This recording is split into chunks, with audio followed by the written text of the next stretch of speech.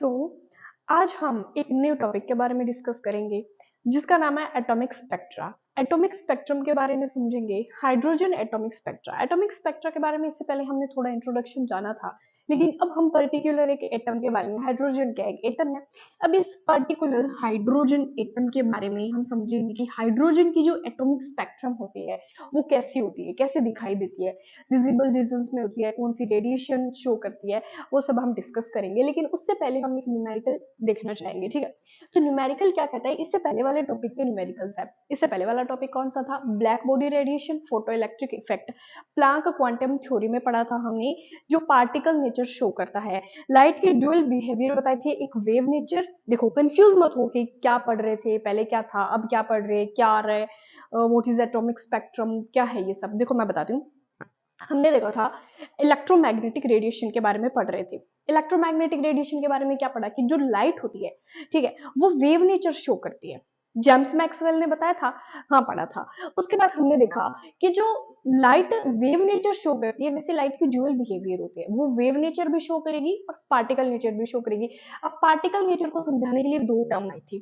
पहली थी black body radiation, दूसरी थी photo electric effect. Photo electric effect का हमने डायग्राम देखा था, उसकी प्रॉपर्टीज देखी थी, उसका फॉर्मूला निकाला था। अब उन फॉर्मूलाज के बेसिस पे अपना ये एक प्रॉब्लम है। अब अपनी एनसीईआरटी में देखना, एनसीईआरटी का ही क्वेश्चन है, ठीक है। तो पार्टिकल नेचर देखा, वेव नेचर देखा। वेव नेचर में हमने क्या पढ़ा था? हमने वेव के बारे में स्टडी की थी और कुछ रेडिएशंस के बारे में पढ़ा था, फ्रीक्वेंसी, वेवलेंथ, उनके बीच का रिलेशन, उनके फॉर्मूलाज के बारे में पढ़ा था। अब हम पढ़ेंगे एटॉमिक स्पेक्ट्रम के बारे में। एटॉमिक स्पेक्ट्रम, अब ये स्पेक्ट्रम क्या होता है? एक्चुअली में स्पेक्ट्रम का मीन क्या है? मतलब सुनते हैं, बहुत बार पढ़ते हैं, और ये सेकंड चैप्टर में जो स्ट्रक्चर ऑफ एटम है, इसमें तो इसके भी ना तीन पार्ट है।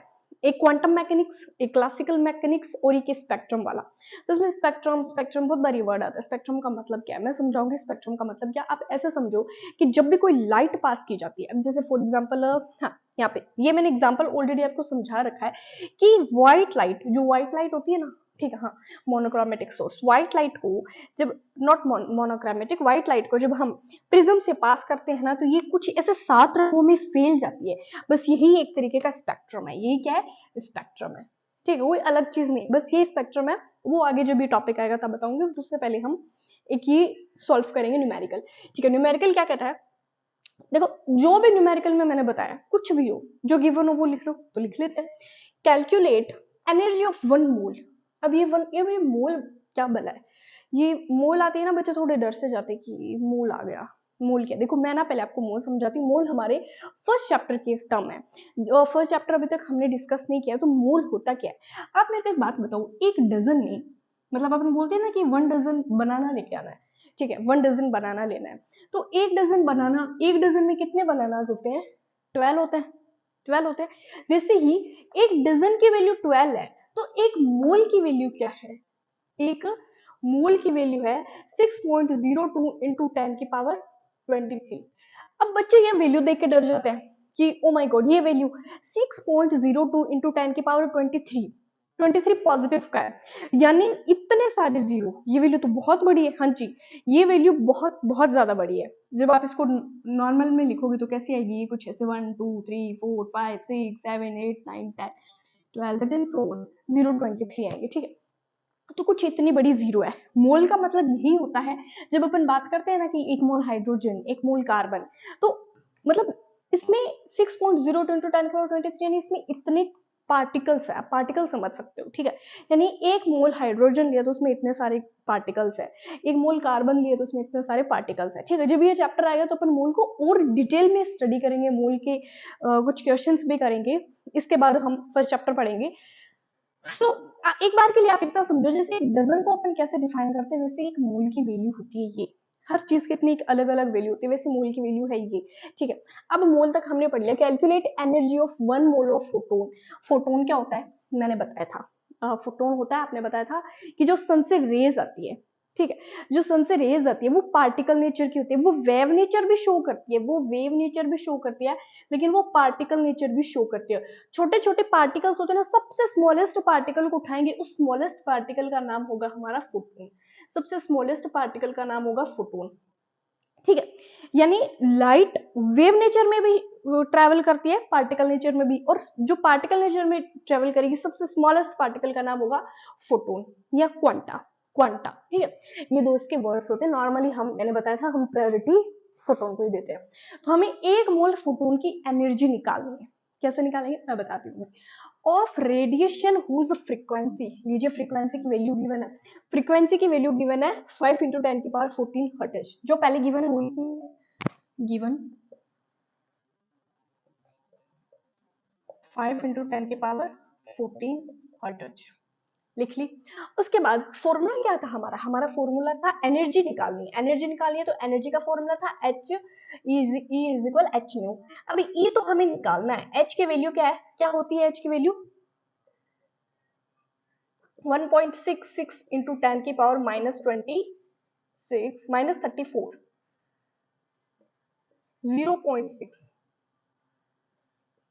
0.6 × 10⁻−34 और फ्रीक्वेंसी क्या हो जाएगी 5 × 10⁻14 हर्ट्ज। ठीक है, अब -34 और 10 को -14 को मैंने क्या बताया था, जब भी आप ऐसे भारी भरकम कैलकुलेशन आ जाए ना कि ओ माय गॉड अब इस कैलकुलेशन में क्या करें, अभी क्या किया जाए इस कैलकुलेशन में, तो आप क्या करोगे, पहले पावर को सोल्व करोगे। पावर को सोल्व कैसे करोगे, -34 और प्लस का 14 है तो क्या बचेगा, क्या बचेगा बताओ। जब आप इसको सोल्व करेंगे तो आएगा अप्रोक्सीमेट 20, है ना। तो 0.6 × 5 × 10 की पावर कितनी हो जाएगी 20, 10 की पावर 20 होगी। जब आप ओवरऑल इसको सोल्व करोगे तो आपके पास आएगा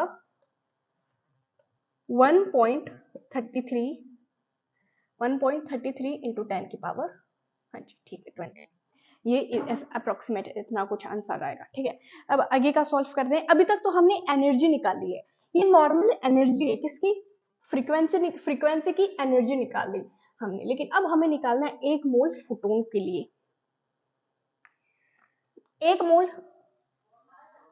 मोल फोटोन, 1 मोल की वैल्यू होती है 6.02 × 10 की पावर 23 मोल, ये होती है, हाँ ये होती है। ठीक है, तो 1 मोल फोटोन की ये होती है, और एक फोटोन की हमने निकाली अभी, एक फोटोन की हमने निकाली 1.33 × 10 की पावर 20, ये निकाली थी कुछ, हाँ यही निकाली थी हमने। ठीक है, अब नेक्स्ट में हम क्या करेंगे, अब हमें 1 मोल फोटोन का निकालना है, 1 मोल फोटोन की एनर्जी तो मल्टीप्लाई कर देंगे 6.02 × 10 की पावर 23 मल्टीप्लाई 1.33 × 10 की पावर 20, ये 1.33, हाँ इसको आप एक बार मल्टीप्लाई करके देखो, मल्टीप्लाई 5 33 3.0 आएगा, सॉरी माय फॉल्ट, ठीक है 3.0 आएगा, 3.0, यहाँ पर भी 3.0 लिखो, 3.0। अब आप जब इसको सोल्व करोगे तो आपके पास एनर्जी निकल जाएगी, पहले पावर सोल्व कर लो उसके बाद ये टर्म सोल्व कर लो, ये हमारा आ गया एक छोटा सा न्यूमेरिकल सोल्व हो गया। ठीक है, अब चलो एक क्वेश्चन और करते हैं, एक हमें न्यू क्वेश्चन गिवन है वो भी काफी इंटरेस्टिंग है। क्वेश्चन क्या कहता है नेक्स्ट,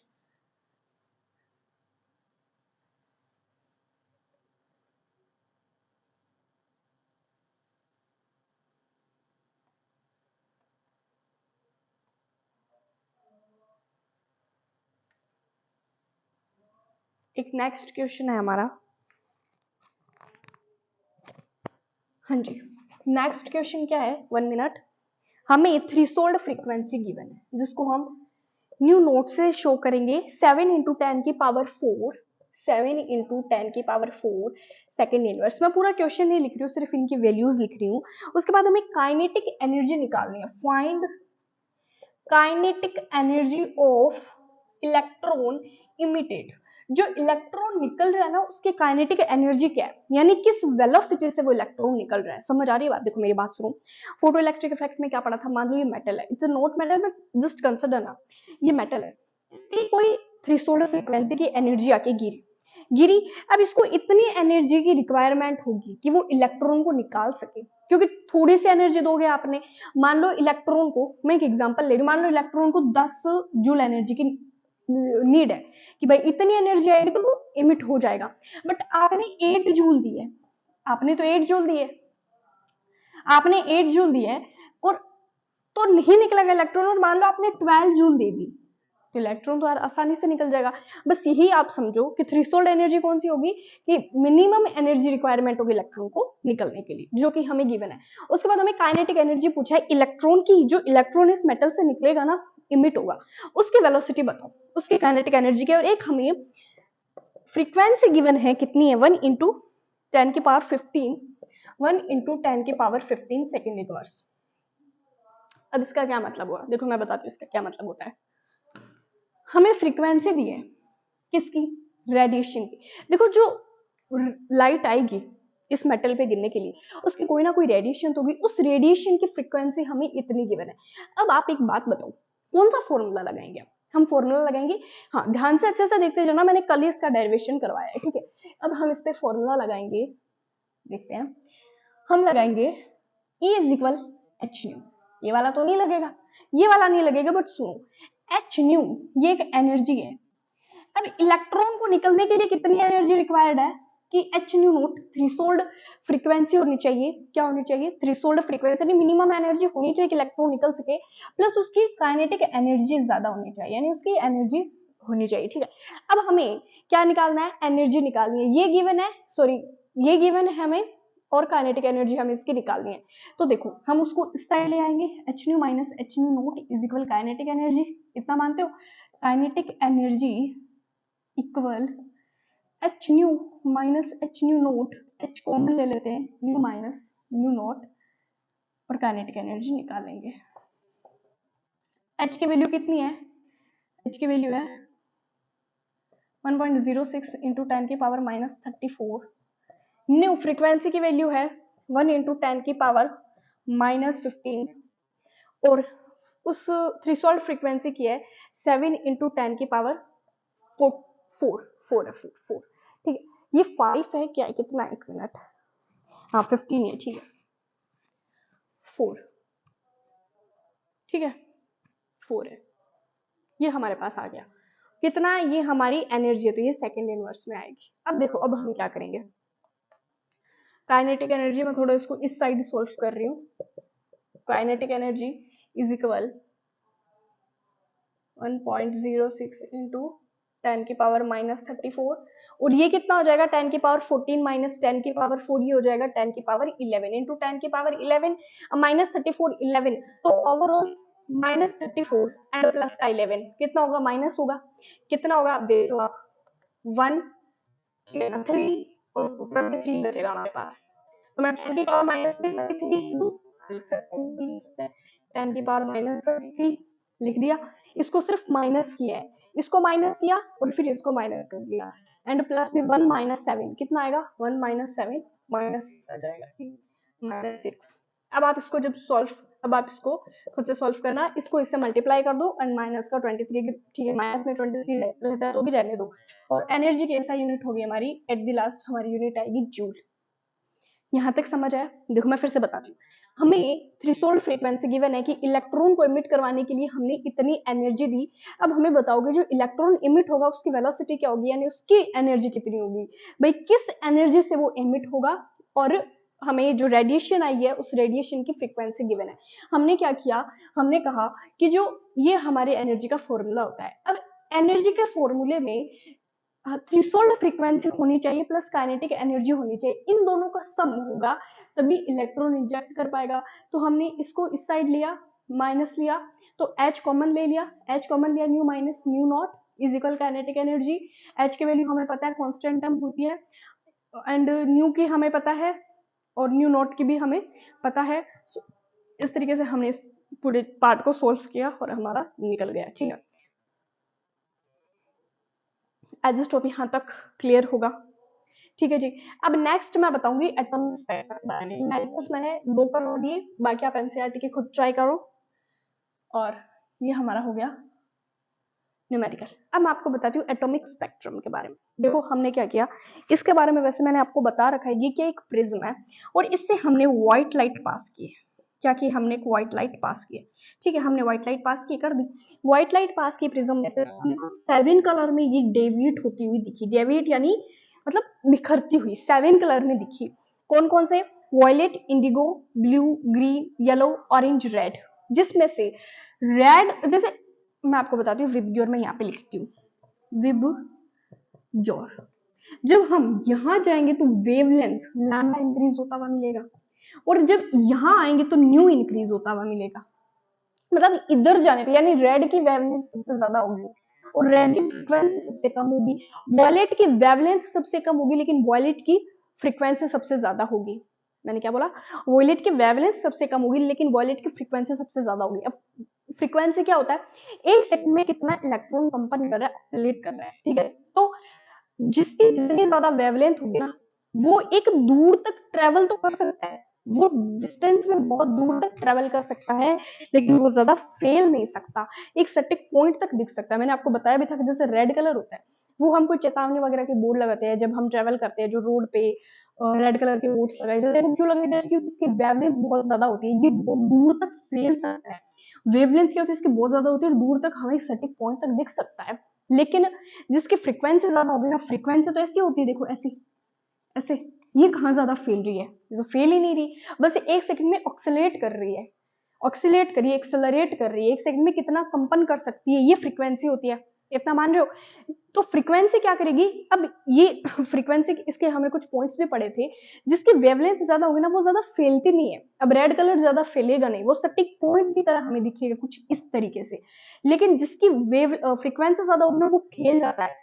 जैसे कि ब्लू है, इस इधर आने पे फ्रीक्वेंसी बढ़ रही है, ब्लू, इंडिगो, ये सब क्या फैलते ज्यादा है। ब्लू कलर को आप समझोगे कि ब्लू कलर कैसे फैलता है, तो जैसे आसमान है, नीला दिखता है, तो ये फैला हुआ दिख रहा है ना हमें, ऐसा थोड़ी ना कि स्टैटिक पॉइंट तक दिख रहा है, वो देखो छोटा सा आसमान, ऐसा नहीं होता, पूरा फैला हुआ दिख रहा है।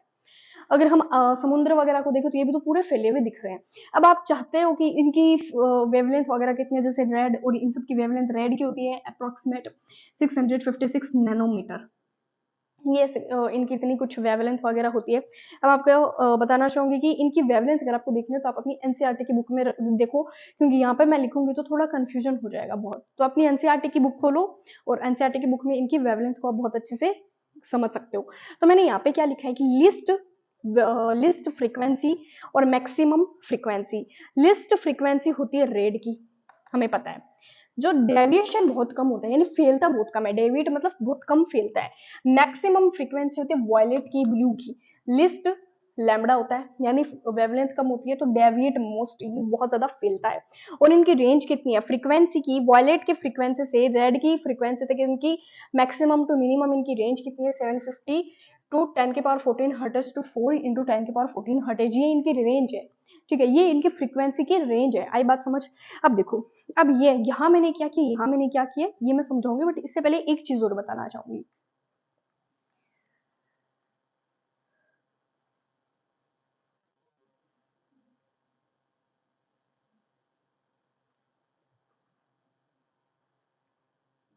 हाँ जी, तो ये जो यहाँ पे हमने कुछ फ्रीक्वेंसीज वगैरह रखी है, ये क्या कर रही है कि इन लाइट को एब्जॉर्ब करके, यानी व्हाइट लाइट, अब सॉरी, हाँ मैं ये बता रही थी कि ये जो रेड, इतने सारे कलर दिख रहे हैं, ये हमें 7 कलर दिख रहे हैं, 7 कलर दिख रहे हैं। ये 7 कलर क्यों दिख रहे हैं? यानी व्हाइट लाइट में 7 कलर होते हैं। हाँ बिल्कुल सही सोच रहे हैं, जो व्हाइट लाइट होती है ना, एक्चुअली में 7 कलर्स की होती है।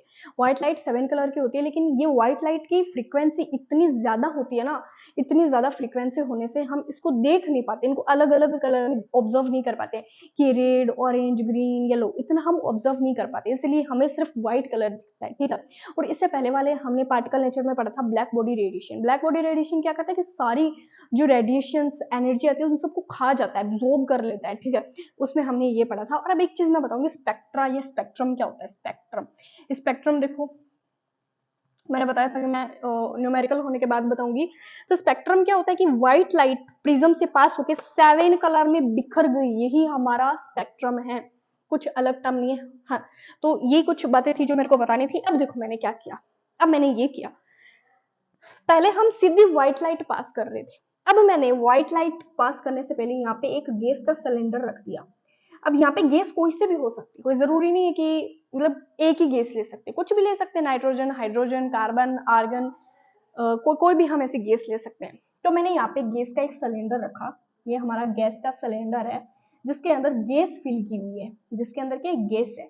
और इस गैस के सिलेंडर में से मैंने व्हाइट लाइट पास की और प्रिज्म रखा, और प्रिज्म से ये 7 कलर हमें दिख तो रहे थे। प्रिज्म से जब पास किया तो हमें वापस वही 7 कलर मिल रहे थे, लेकिन पता है इस बार कैसा मिल रहे थे, इस बार है ना डार्क फ्रिंजेस। देखो मैंने यहाँ पे ब्लैक मार्कर से कुछ किया है, तो यहाँ पे डार्क फ्रिंजेस आने लगे। जैसे यहाँ पे हमें पूरा violet, indigo, blue, green, yellow, orange, red मिल रहा था ना, वैसे यहाँ पे वो नहीं था। यहाँ पे सब बीच बीच में डार्क फ्रिंजेस आ रहे थे। मेरे पास ब्लैक मार्कर नहीं बना, मैं बताती, इधर है ना सब डार्क डार्क फ्रिंजेस आने लगे। तो साइंटिस्ट ने ऑब्जर्व किया कि गैस के पास ऐसे भाई क्या एबिलिटी है कि यहाँ पे तो बहुत अच्छे से स्पेक्ट्रम हो रहा था, बहुत अच्छे से डेविएट हो रही थी लाइट, बट यहाँ पे ये डार्क फ्रिंजेस आने लगे। देखो मैंने लिखा भी है। ऐसा क्या है, ऐसा पता है क्या है, ऐसा ये है कि यहाँ पे ना इस सिलेंडर के अंदर उन्होंने क्या भर के रखा था, गैस। इसके अंदर गैस है, और गैस क्या होती है, गैस गैस के पार्टिकल्स होते हैं। मैम गैस के पार्टिकल्स होते हैं, हाँ ये गैस के पार्टिकल्स बहुत सारे होंगे, कोई ऐसा तो है नहीं कि एक दो होंगे। तो क्या हुआ कि जब लाइट आई ना, तो इन गैस के पार्टिकल्स ने इस लाइट को एब्जॉर्ब कर लिया। ये आई जस्ट तो पता होगा कि कोई भी रेज आती है ना, तो वो कोई ये पार्टिकल क्या करते हैं, एब्जॉर्ब करते हैं। जैसे कि हमने मान लो कि गैस में से व्हाइट लाइट को पास करवाया, तो गैस के पार्टिकल इस व्हाइट लाइट को ना एब्जॉर्ब कर लेंगे, और जो बची हुई लाइट होगी ना उसको आगे भेज देंगे। यानी पहले एब्जॉर्ब करेंगे, उसके बाद जैसे हमने ब्लैक बोर्ड में पढ़ा था कि वो लाइट को इमिट नहीं करती, वो लाइट को रिलीज नहीं करती, सारी की सारी रेडिएशन को खा जाती है। ठीक है, वो थे ब्लैक बॉडी रेडिएशन की बात। यहाँ पे हो रही है गैस की, यानी कि जो गैस के पार्टिकल्स है इस रेस को क्या कर लेंगे, वीडियो बन रहा है या डन। सो ये क्या करते हैं, इसको खा जाते हैं, इसको खा के फिर आगे पास करते हैं। तो जब पास की ना, तब यहाँ पे क्या हुआ, हमें डार्क फ्रिंजेस दिख रहे थे। आई बात समझ, कहाँ ये रहा। और ये क्या, एब्जॉर्प्शन स्पेक्ट्रा क्यों लिखा है मैंने, ये टर्म मैंने क्यों लिखी, एब्जॉर्प्शन स्पेक्ट्रा, यानी जो हमें स्पेक्ट्रम मिल रहा है, जो हमें लाइट डेविएट हुई दिख रही है, वो एब्जॉर्ब की हुई है, गैस पार्टिकल्स की एब्जॉर्ब की हुई है। अब साइंटिस्ट ने सोचा कि हमें डार्क फ्रिंजेस नहीं चाहिए, हम वापस कुछ ऐसा करते हैं, हम वापस कुछ ऐसा करते हैं जैसे हमें हमारा वापस स्पेक्ट्रम वाला सही वाला मिल जाए स्पेक्ट्रम। हम नहीं चाहते हमें डार्क फ्रिंजेस दिखे, क्योंकि हमारी गैस तो हमें, हमारी लाइट तो पूरी मिल ही नहीं रही है।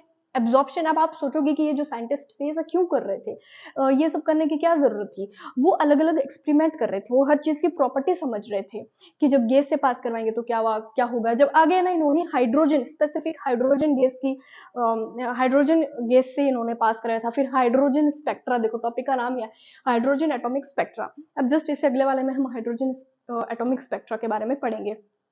तो ये मतलब अलग अलग एक्सपेरिमेंट कर रहे थे सबकी, हर एक पर्टिकुलर एलिमेंट की प्रॉपर्टी जानने के लिए। एज स्टॉप क्लियर हो रहा होगा जो मैं बता रही हूँ, समझ आ रहा होगा। अब नेक्स्ट क्या देखो, नेक्स्ट देखें, हाँ देखते हैं नेक्स्ट इन्होंने क्या किया। ये चाहते थे कि हमें हमारी जो लाइट है वो नॉट लाइट स्पेक्ट्रम है वो वापस मिल जाए। तो इन्होंने ये जो गैस का सिलेंडर लिया था ना, गैस का सिलेंडर, इसके अंदर गैस थी, ये सब पार्टिकल कर देते ठीक है ना, ये गैस थी, इसको इन्होंने हीट कर दिया। अब मैम हीट करने से क्या होगा, हीट करने से ये होगा कि हीट करने से ये एक्साइटेड स्टेट पे चले जाएंगे, एक्साइटेड स्टेट में चले जाएंगे। यानी जो पार्टिकल देखो नॉर्मल थे, पार्टिकल क्या थे, नॉर्मल थे। अब हीट करने से इनमें एनर्जी आ गई ना, एनर्जी आ गई, कौन सी एनर्जी आई, एनर्जी बढ़ गई। एनर्जी आने से इनकी काइनेटिक एनर्जी और बढ़ गई। अरे काइनेटिक एनर्जी क्या होती है, काइनेटिक एनर्जी होता है मोशन। यानी ये जो पार्टिकल थे पहले हो सकता है रेस्ट पोजीशन पे होगी, लेकिन अब इनकी हीट बढ़ गई, टेम्परेचर बढ़ गया, इनका गर्मी उत्पन्न हो गई। जैसे अपने होता है ना कि बहुत ज्यादा गर्मी लग रही है तो अपन जैसे एक जगह टिक के नहीं बैठ सकते, यानी रेस्ट में नहीं होते, फिर अपना बहुत डिस्टर्ब हो जाते हैं ना, वैसे यही मान लो कि डिस्टर्ब हो गए एक तरीके से इनकी हीट बढ़ाने से। तो इनके बीच में ना क्या है ना कि मोशन होने लगा कुछ इस तरीके से। अब मोशन होगा तो अब देखो गैस के पार्टिकल्स है, ये एटम से मिलकर बने हैं, स्मॉलेस्ट पार्टिकल इलेक्ट्रॉन है, यानी गैस के पार्टिकल्स के पास इलेक्ट्रॉन भी है। तो इलेक्ट्रॉन एक्साइटेड स्टेट में चले गए, इतना मान रहे हो, कुछ मिक्स तो नहीं हो रहा। इलेक्ट्रॉन क्या है, एक्साइटेड स्टेट में चले गए। नॉर्मल पहले नॉर्मल स्टेट में थे, अब इलेक्ट्रॉन एक्साइटेड स्टेट में चले गए।